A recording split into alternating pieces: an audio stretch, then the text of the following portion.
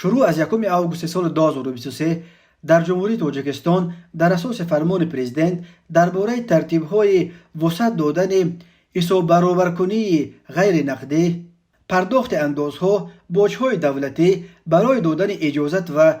اجازتنامه‌ها، پرداخت‌های دیگر حتمی به بودجه، جریمه‌ها، مبلغ سقورتای حتمی دولتی، خدمت رسانی طبی، خدمت رسانی کمونالی، نمودهای دیگر خدمت رسانی دولتی، اینچنین قبول مبلغ‌ها از جانب وزارت و اداره‌ها و تشکیلات دولتی تنها طریق غیر نقدی عملی می‌شوند. اینچنین از جانب وزارت و اداره‌ها، تشکیلات دولتی و تشکیلات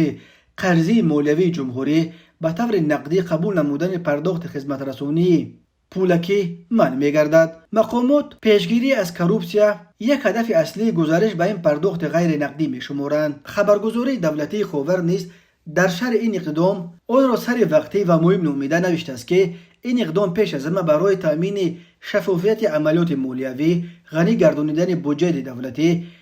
پیشگیری عامل‌های کروپسیونی، مساعدت بر رشد بخش مالیوی، توسعه فراگیر مالیوی در مملکت و بلند برداشتن معرفت مالیوی اهالی زمینه واقعی می‌گذارد.